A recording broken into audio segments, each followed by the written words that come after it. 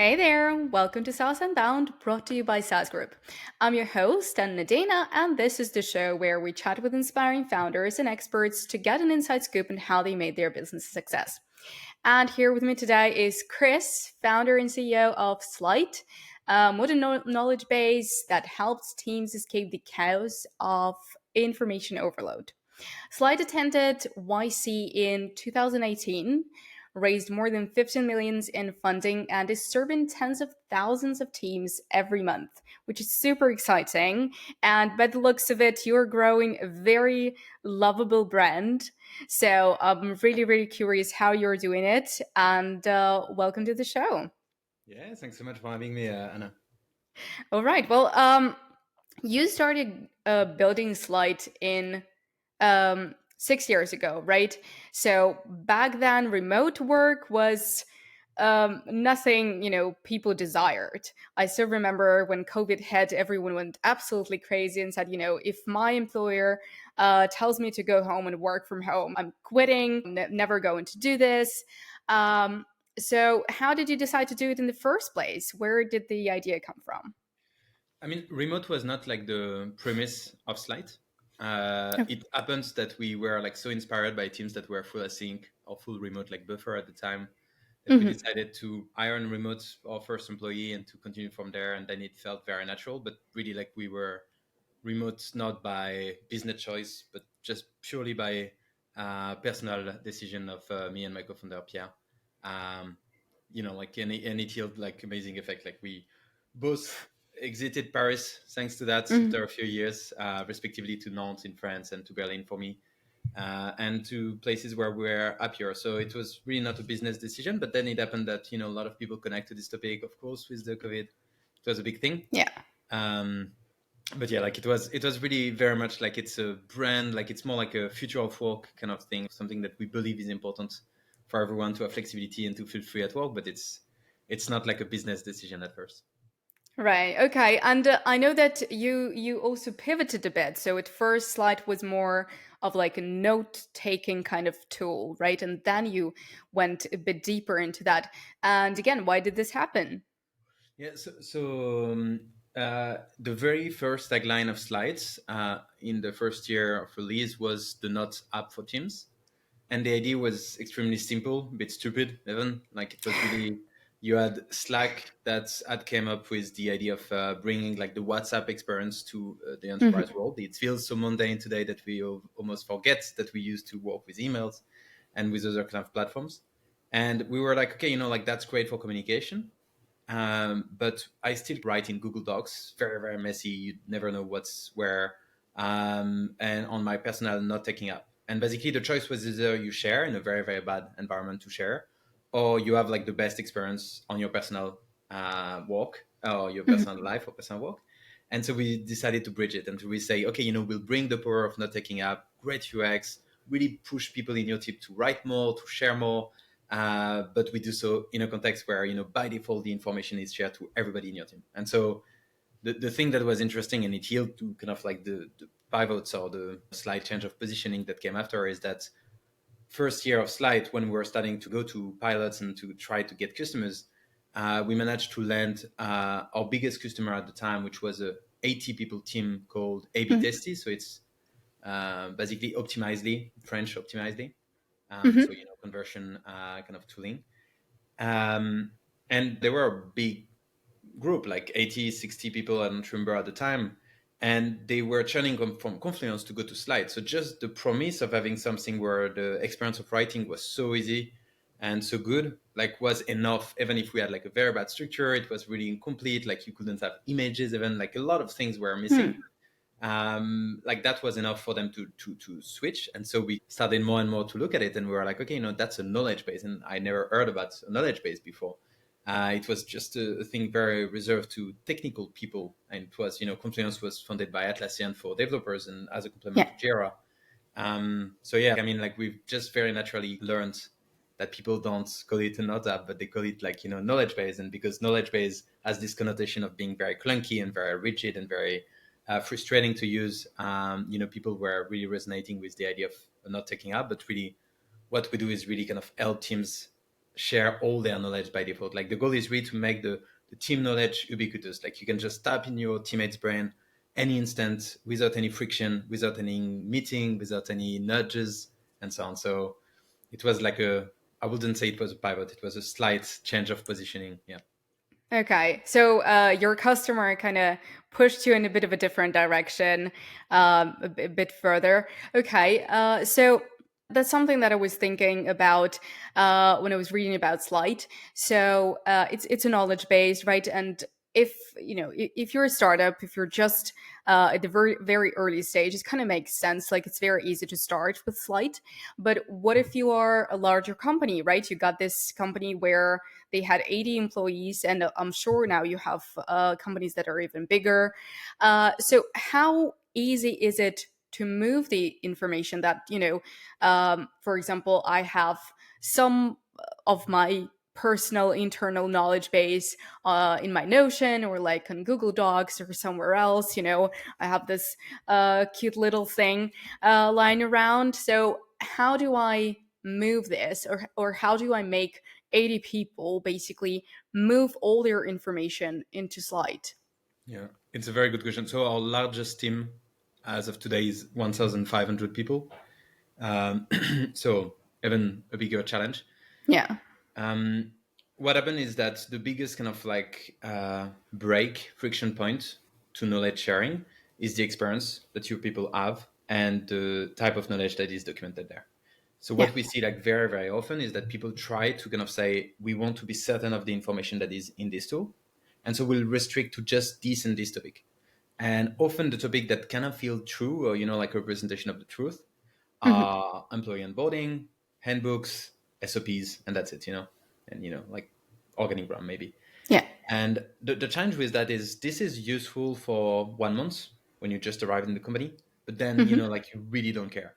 Yeah. And so you will not build a habit using the tool. The second thing is, of course, if the tool holds more information and it sucks and it's really a bad experience, which is what happened often with Confluence, you will not build the habit to go there every day and to check and to help people refine and to complement the information that is having gaps and so on.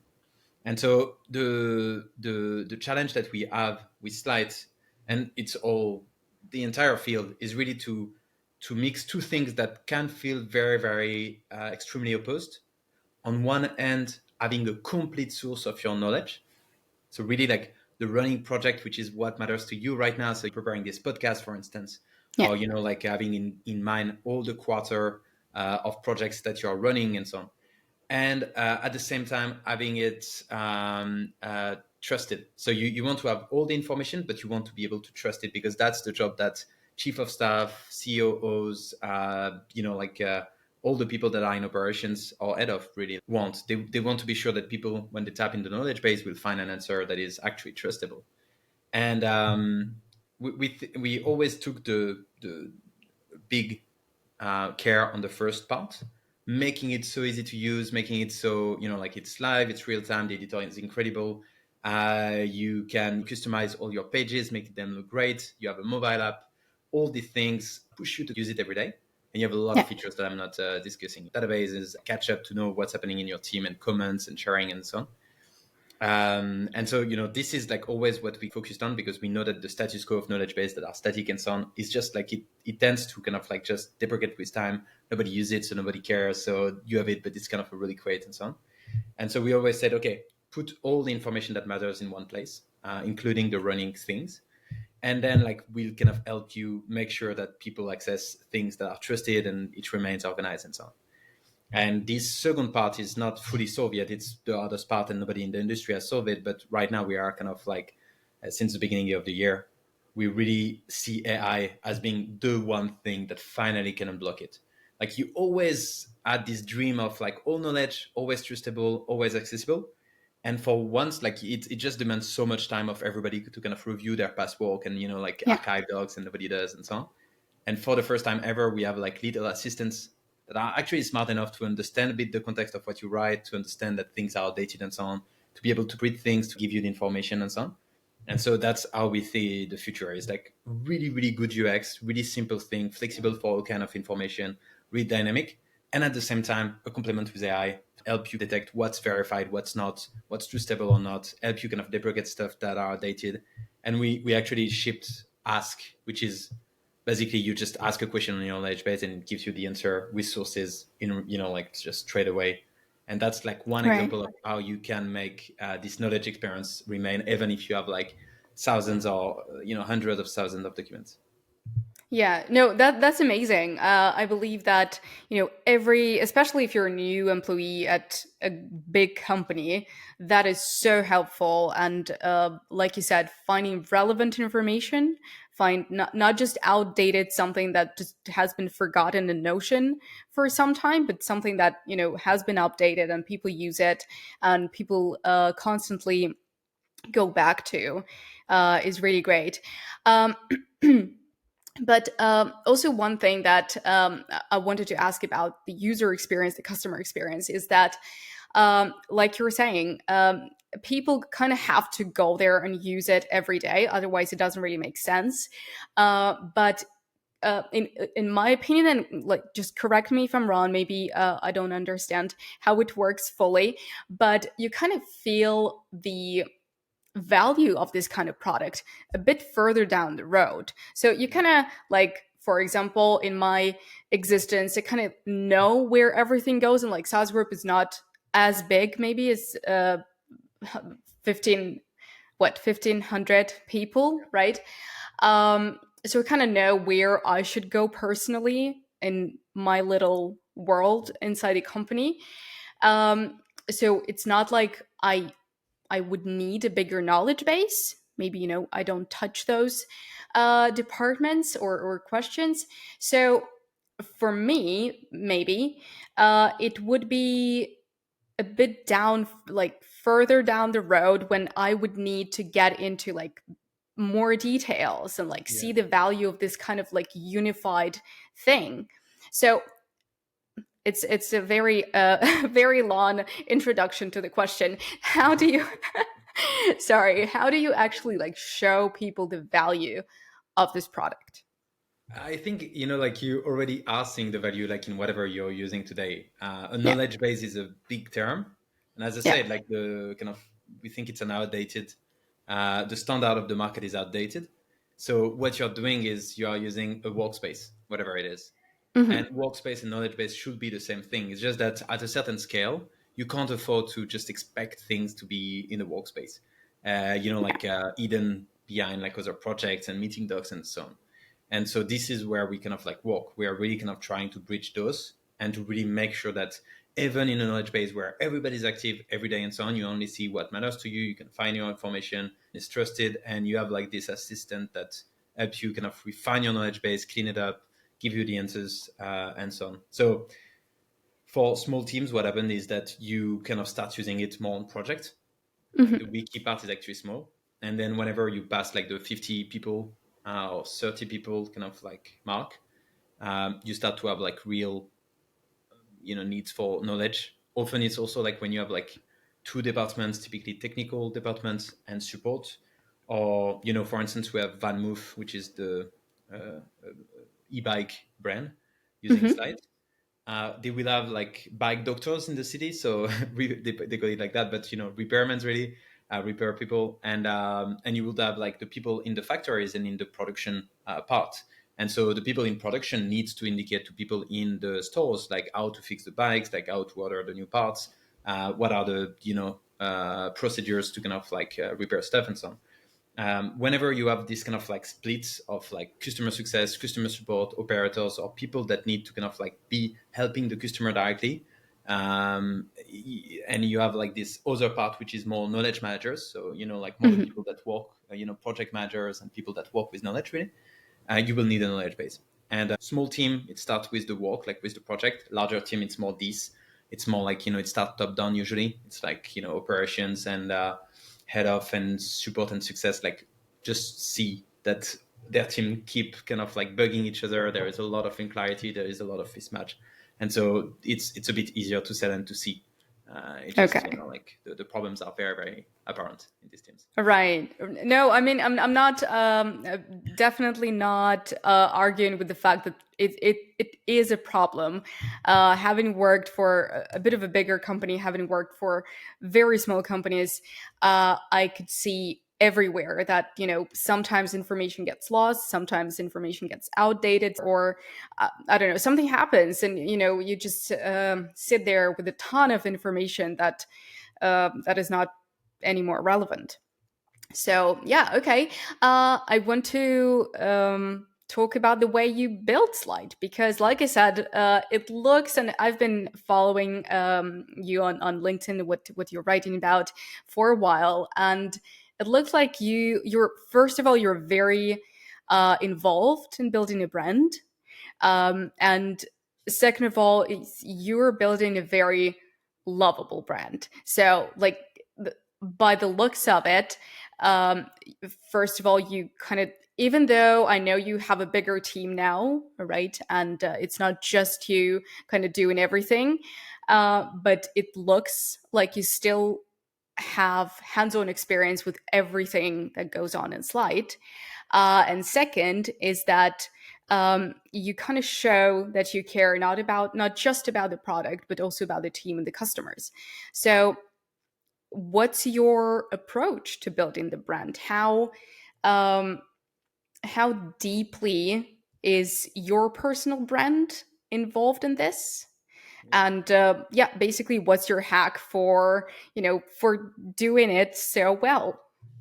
Thanks a lot. I don't know if we do it so well, but at least in terms of brand, like I it's a combination of, obviously, of things. We have like very, very kind of talented people on the visual side. On the content side, we've worked with really, really incredible people to help kind of like convey this message. And then when it comes to the message, we always try to kind of like to basically not go for the status quo. Like whatever is the status quo, I think it's really like part of our DNA is kind of boring. And Mhm. like just repeating.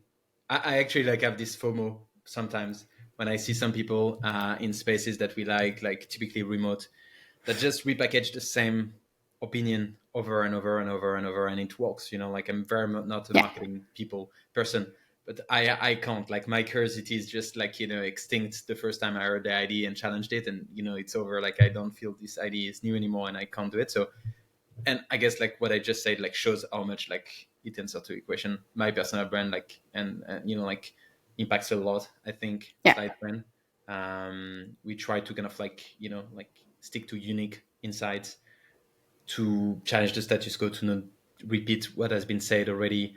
If there is something that is a bit controversial or a bit kind of like interesting to look at, we try to force ourselves to go there, and like very respectfully and so on. We have also a very nice and candid culture, but really kind of address this fact. And yeah, like I think that's like the I'm not sure on the operational side if I have like interesting answers, but at least like on every single point of what we build and ship and show outside, we think like that. We think like All what's right. unique, how to stand out, how to make it finished, beautiful, memorable. Yeah. Okay. And was it your plan from the very beginning to go in with your personal brand and start building your personal brand? So Slide is Chris, Chris is Slide, or I don't want to. I mean, it's as much my personal brand as my co-founder, and okay. it's more like everything that we build internally and everything the way we act internally is like a quite organic process. I still have like Hmm. a lot of weight into it naturally, but it's definitely not just me. I don't want to.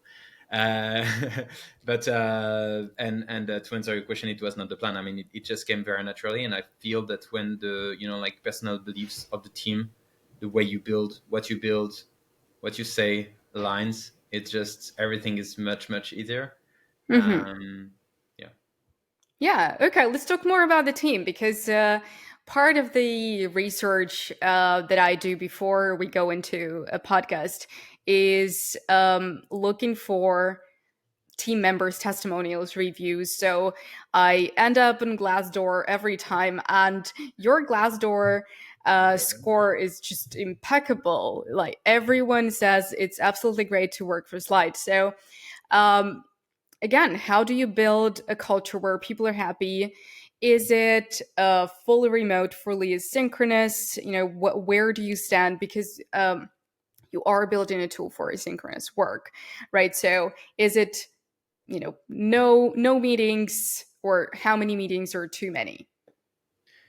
It's funny that you say that. Like I'm looking at Glassdoor at the same time. I never go there. And yeah, Did you go now? yeah. No, but I mean, like you just say that, so I was like, okay, and I'll close it up. It's I mean, we kind of like iterated a lot along the years. I think that's like maybe the one part of the DNA where we didn't have much hesitation. We were young when we started Slides. I still feel young, but like when we started, we had like like really little experience with the microfounder, and I think a lot of things were really first principle thinking, just how do we want to build and so on. And we did a lot of mistake along the way and learned a lot and iterated a lot. But I think the way we kind of interact with each other and the care we put in our relationship, so it goes, like it's really this radical candor style. Just we are very kind, but we try to be as direct as we can, and we know that Mhm. at least it's actually a good test to know if the person is right for us and for our team. But when we feel that we have like the right level of trust, that the person actually is eager to grow and to get better, giving feedback becomes like a very grateful moment where people appreciate it and so on. Um, and I guess that's the core of it. Really, like we are transparent. We try to really communicate everything. Like everybody is aware of most of the things, right? Like 99% of whatever is happening at Slides they can access to. Um, yeah, and I think there is this strong care in what we do. So care for fixing the customer's problem, care for the level of quality that we push, care for not letting issue of people rot. um, at least that's our ideal. After 6 years it's always hard. Like I don't know, every time you hear like this podcast and you're like, oh, like perfect life, like there are great Yeah. obviously, like there are so many kind of like issues and like typically moments like maybe 6 months where you realize that actually maybe because of the wrong people, maybe because you were lazy, you let issues kind of like slip in and so on. So what I'm saying is just the ideal and what we did most of the time, hopefully. But yeah, like I think it's this mix.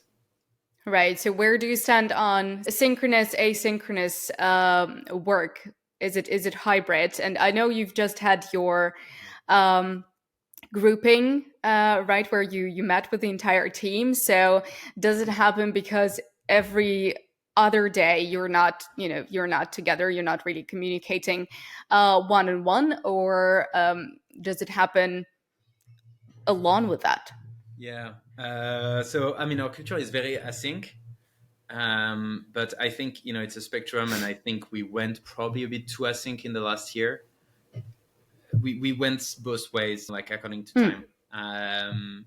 But our sweet spot is really like when we manage to get most work done async, build relationship, do innovation and ideation in sync, and manage to still meet every the minimum is 2 times a year, and to meet like ideally a bit more within like smaller squads or like for me the head offs, this kind of thing. But yeah, we have like a very kind of async culture. And what you were referring to is our off slide. Like we do it so 2 times a Yeah. year, all ends, like everybody goes there, or at least everybody that can. And yeah, like it shows a bit like what's our culture of sync. It's really purely a time of aligning everybody on the strategy, repeating like what we're going after, building relationship, working on our people challenges, and a bit building and ideating and doing a bit of hackathon. Sometimes we actually reduce this more and more. But yeah. Okay. All right. And, since you've already mentioned issues, and this is something that I definitely want to ask, and it's not talked about enough. I think a lot of people talk about hiring the best talent and, hiring the best people and keeping the team alive, keeping the team together. But not a lot of people talk about the hard part of it, the firing. And I know that there's been a bit of layoffs lately in Slide. Yeah. So could we talk about that a little bit? Like, how did it affect the company? How did it affect you, maybe personally as a founder? Yeah, it's very recent. So it has 2 months. So like I think how it affected me is it I will say in a year, I guess.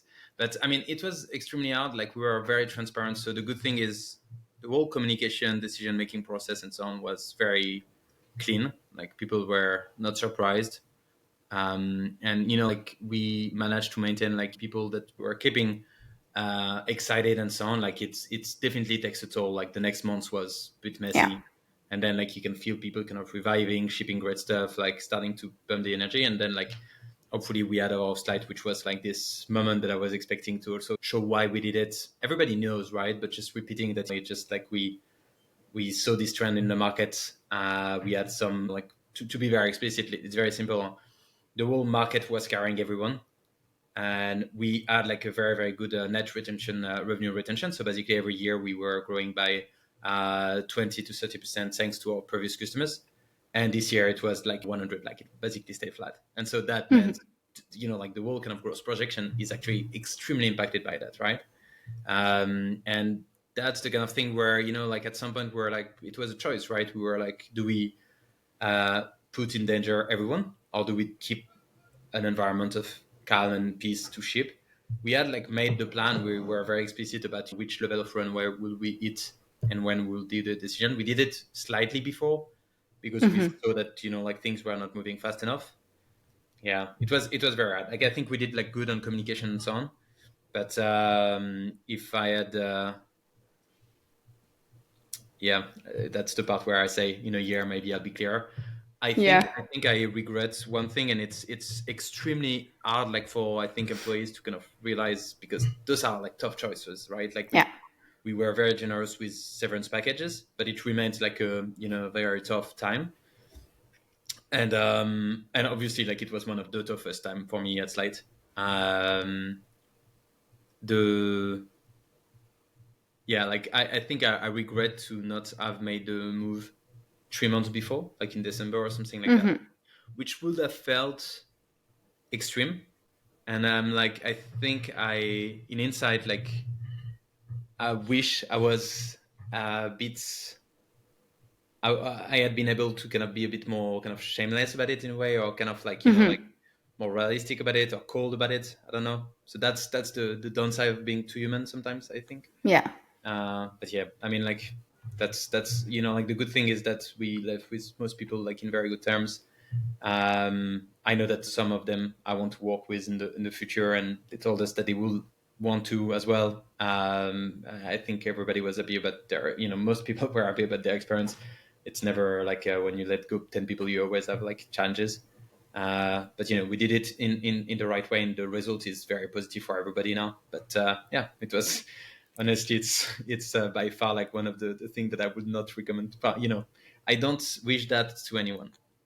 Right. No, that makes sense, of course. But what would be your not well, an advice for other founders who have to make this tough decisions, like how to keep the rest of the team calm, how to not let this, just disrupt the entire process for everybody else?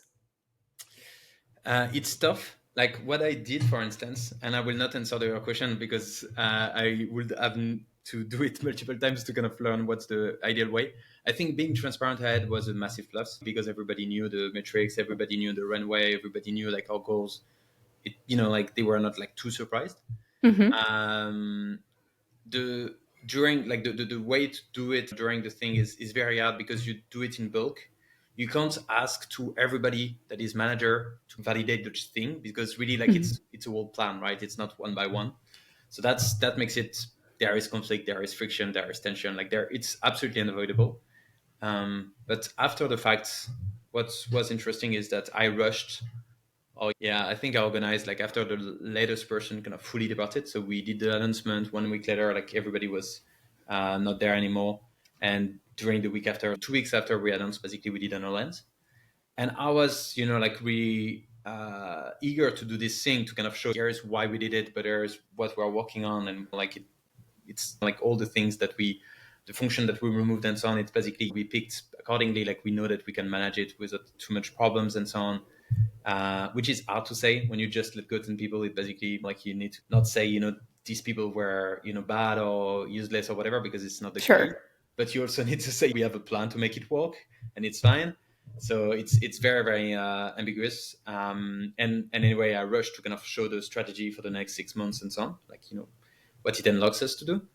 And some people told me it was too soon. Like, there is this feeling of grieving, and it's some people in the team, I think, are really excited by getting this direction and felt it was a new Yeah. start. And some people felt it was too soon. So, not a lesson, just something. Right, I right. think Sure. Yeah, it takes a toll on everybody, right? You worked with these people and you kind of there is no way to not think, what if I'm the next? What if something happens to me? What if Yeah. So there is a lot of what ifs, and yeah, I can understand that transparency in this case definitely should have helped.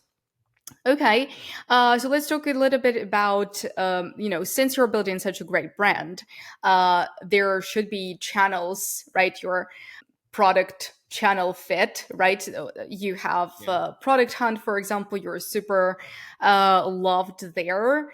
What are the other channels that you sell through, and how did you find that fit? It's a good question, especially because we did change quite a lot. So in the past, launches was definitely one of our biggest channel. Then everything that was product-led growth basically like is big channel for us. We still have we have a referral system working quite well. We do have public sharing, so you can share documents and list of documents in public. A lot of people use it for release notes and their public wiki and their career websites and all sort of things. So that's give visibility, hard to track, but we know that it kind of converts at some point. And right now, in fact, the more and more the focus is a slightly upper market, like 50 plus teams. And that means this works way less. It's still good to kind of Right. build awareness and so on, but it's definitely not our core channel. So we are working on it quite a lot right now. And the biggest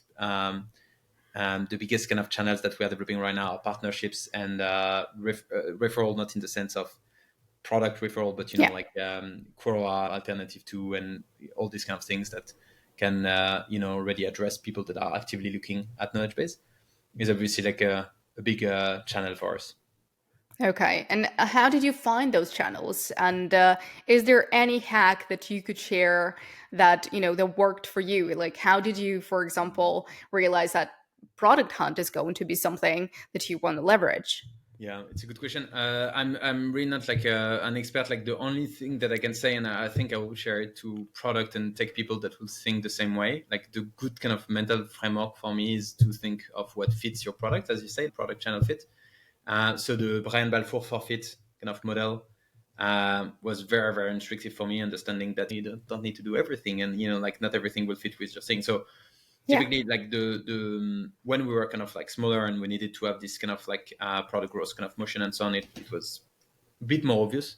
Right now, for instance, we resell to knowledge base people that come with the first intent being knowledge base, and then they always expand to do much more than that. And it's often teams, as I said, of 50 plus. So it's kind of you need bottom up adoption, but it's a top down decision. Yeah. And so when you kind of pieces all these parts of the puzzle together, you realize that this is just, you have an open window of opportunity of maybe 2 months, 3 months every 4 years. You don't switch knowledge base all the time. Outbound call doesn't work at all. Anything outbound is just extremely badly suited to this thing, because knowledge base, because of this window of opportunity, and because switching is a high cost. Yeah.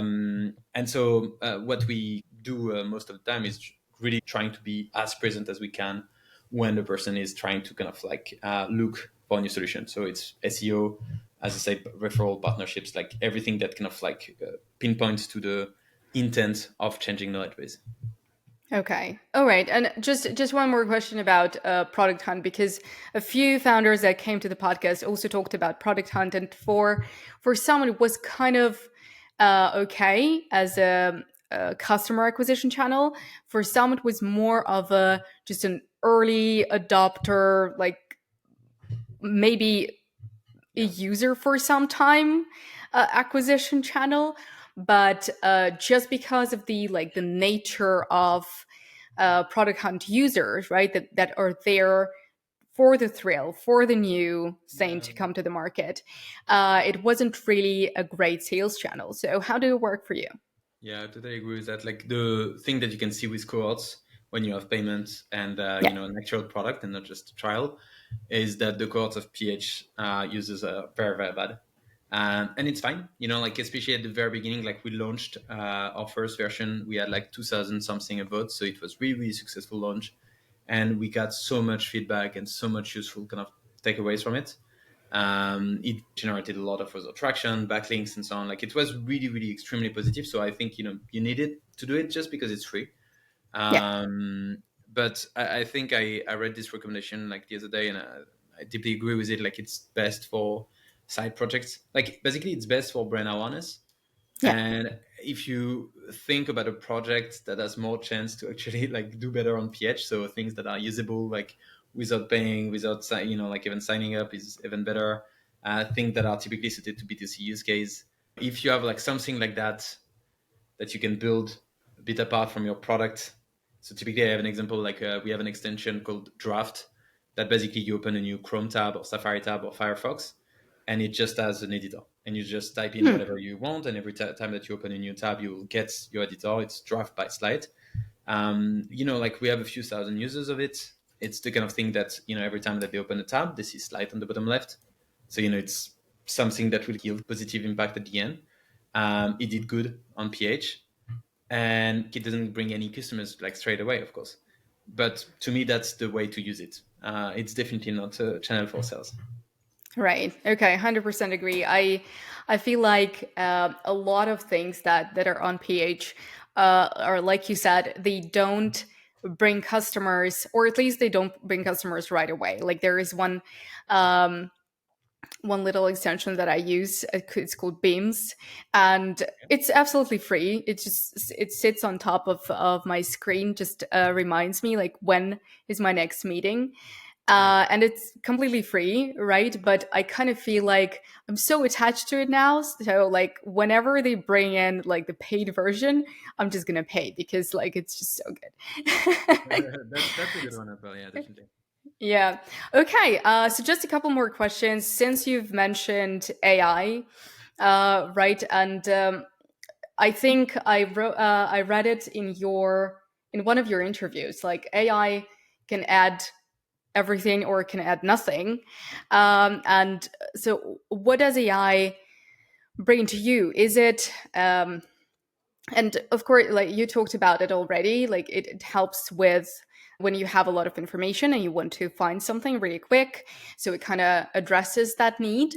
But on the like on the larger scale, is it something that really adds a ton of value, or is it more of a another layer of hype, brand awareness, bringing like the whole AI craze into light? So no, it's not hype. The world will change with AI. There is absolutely no doubt. Like it's not Web3. It's not. I mean, like not saying that Web3 is not like interesting technology, but it's nothing alike. Like it will radically revolution like all our industry, like everything that has link with knowledge and Hmm. productivity. I think the world in 3 years, 5 years, like will be like drastically different. So definitely not the hype. For us, it's very simple. I like to, mental test I like to run when thinking about AI features. But like for us, it's very easy. It's basically, well, actually, I will start with that. Like it comes from David Lieb, which is the Google Photo founder, and Hmm. so Google Photo was one of the first tool that actually implemented AI. I don't know if you used it. No, I don't think so. Okay, Google Photo is the best product ever. I think iPhoto now introduced a lot of the features that they developed, but basically, like they were the first to develop a lot of features around AI. And in an interview like that I heard like a few years ago, and it was like AI was just not there. The interviewer, it was the YC podcast, like I was asking him like, how do you think about that, right? Because AI can do so many things. Like, how do you truly think about what's doable or not, like what can you put in the product and so on. And what he was saying, and I love it and I use it every day, is like, imagine that you have like 100 super smart person, like, you take your CTO or your CPO, somebody that you value, that you think is super smart, and she turned into 100 robots, right? 100 robot version of herself, and she's available for you and 24/7, and she's working on your library of pictures or photos. What do like staff or like them to do? Yeah. And basically, if you think through these lenses, like, you would be like, they are 100, they only work on my library, I will ask them to flag all the pictures with dogs, and I will ask them to find all the picture where I'm in and where my son is and where like there is mountain, and you flag all them. And then I want to find like the things that are rotated in the wrong way and just like push them to me to kind of rotate them in the right way. And then I want them to find all the expenses and put them in a special folder, and all the scans, and do the same thing, and maybe make them readable, right? Like write the OCR version of it. Hmm. And like, it's endless. Like, you're just, Yeah. you can just like ideate like that. And basically the point is, AI is not magic. Like, if you can't do it, it probably can't either. But all these things that I just listed, it's actually like, especially right now, it's becoming very, very easy. And when you start thinking like that, and you're like, like, what will happen if like the world becomes a very different place? And so for slides, it comes down to the three jobs that we have as a knowledge base. In a very simplistic fashion, like, you have the creation of knowledge. So you just write things down, generate knowledge from this call, from like discussion that you've had. You generate it from your head sometimes, like, just putting by writing what you know already. You maintain it, so you make sure it Mhm. remains up to date. So we have verification stages to be sure that things are up to date and so on, but that's very manual. Yeah. And you find the answers. So you are the end consumer, and you need an answer to your questions, or you need to find the document to keep working on it. And so if you look at these three kind of silos, you're like, well, what would you staff this person to do, right? This 100 kind of robots, smart robot version of, for instance, my CTO, what would I staff them to do? And the answer is quite simple. For the last one, we already put it in production. I will just ask them to write all the documents I can access, just understand them, and see the links between them and so on. And then when I ask a question, they can just give me the answer, and tell me where they found this solution from. And since they don't have full context, so once again, that's the limit of AI. They don't have full context, Yeah. like, they are not in your head, so they can't. If you've written something that is wrong, they will tell you something that is wrong, right? Like, that's the value Yeah. of having still a knowledge base and something that is verified and up to date and so on. But they can actually kind of at least give you an answer, and then you can say, okay, this is not good enough, or like, let me flag it and so on. And the importance of having a verified source of knowledge becomes much, much more important. So that's something that we already shipped with Ask. Like, you already have that in slides in production for any team. And then, like, that's kind of our roadmap for the next months, like until the end of the year. It's really like, how do you maintain it? So like, if I were asking you, so you have no knowledge of slide, right? And I Yeah. duplicated you on 10 versions of yourself, and you kind of have access to all my documents. You could look at the metadata, right, and see, oh, this document has not been edited since 2019. And you look at the analytics, and you're like, well, nobody read it either. Kind of feel like it should be archived, right? Like, that's a very, very simple way to assess it, for instance. So like, this document is viewed by everyone in the company, like, all the time, but it has not changed in 3 years. Probably I should ask Chris, because he has been the one creating it, or Kesa, because she's been like, to review them, right?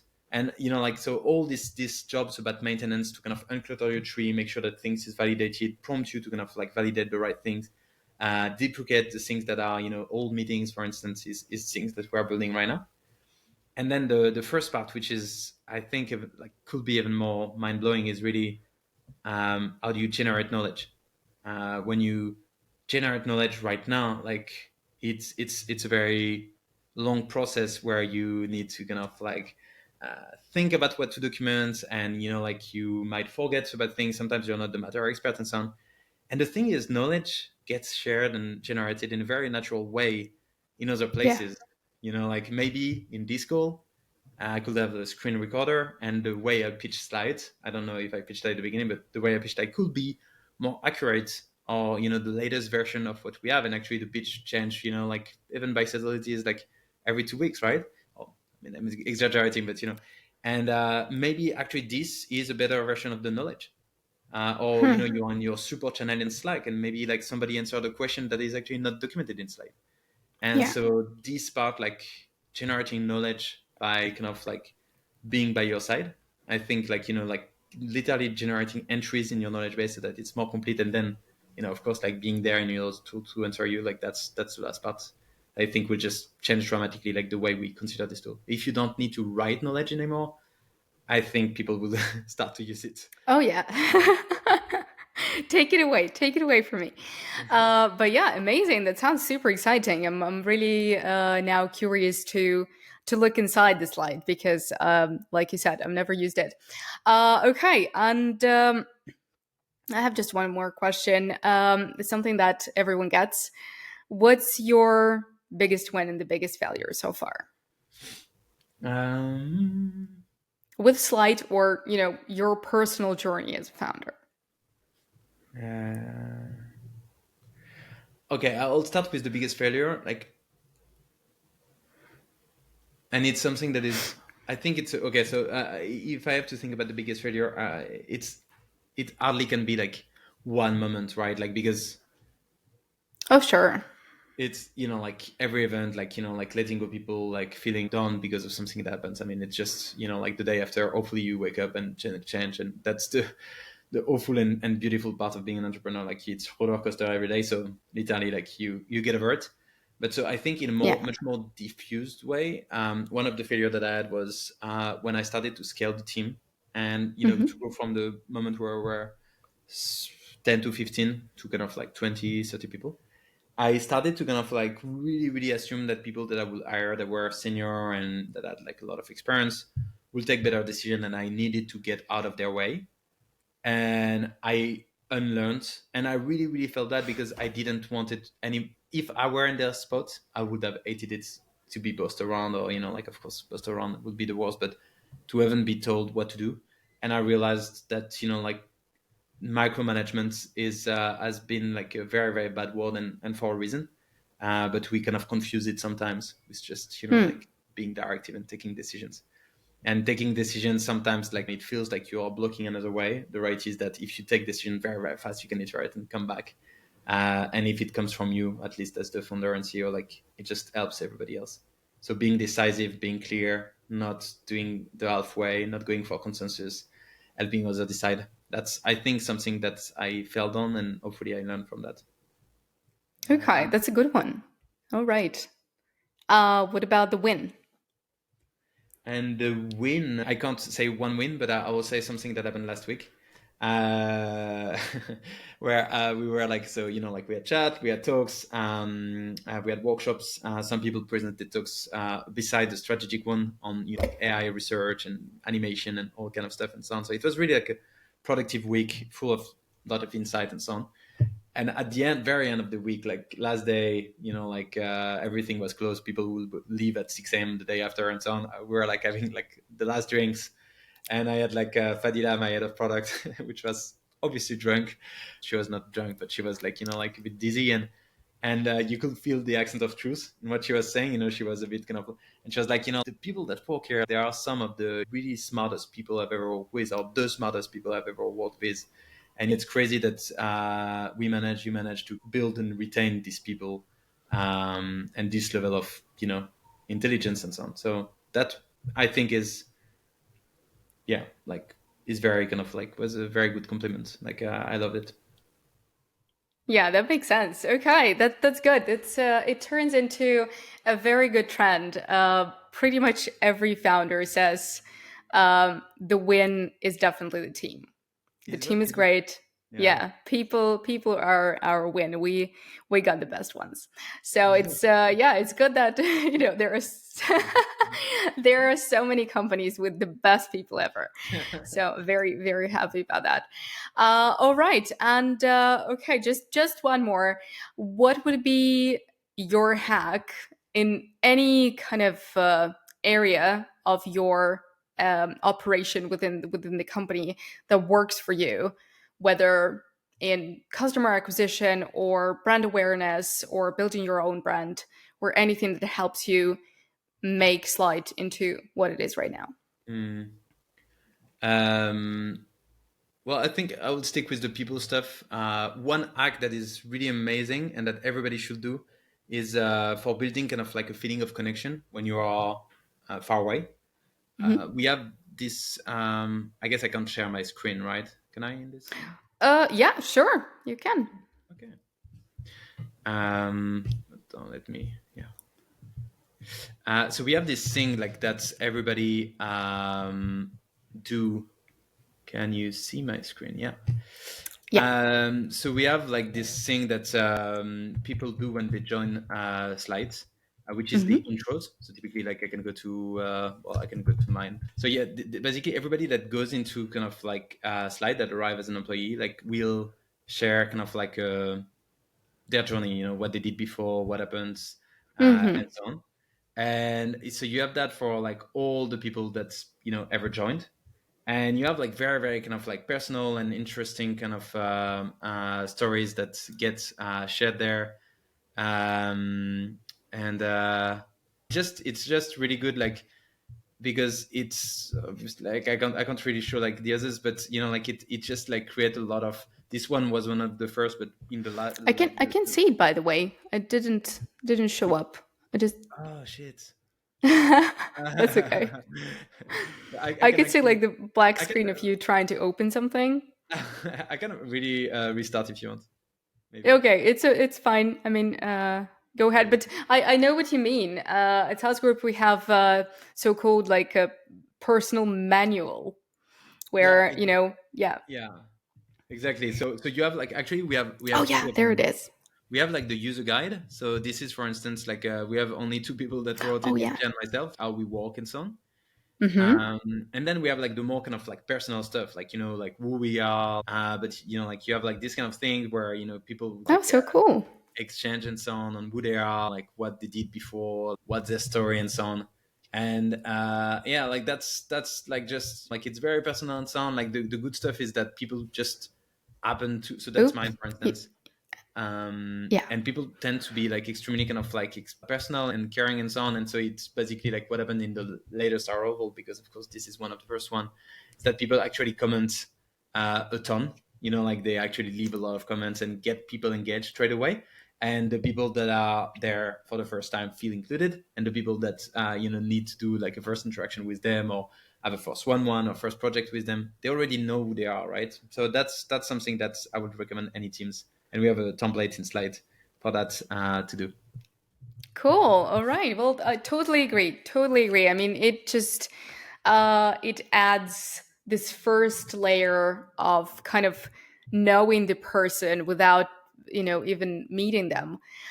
So when you actually get to meet them, it's kind of like you know a little bit of the personal information. So it really helps to establish some kind of uh, first connection, friendship.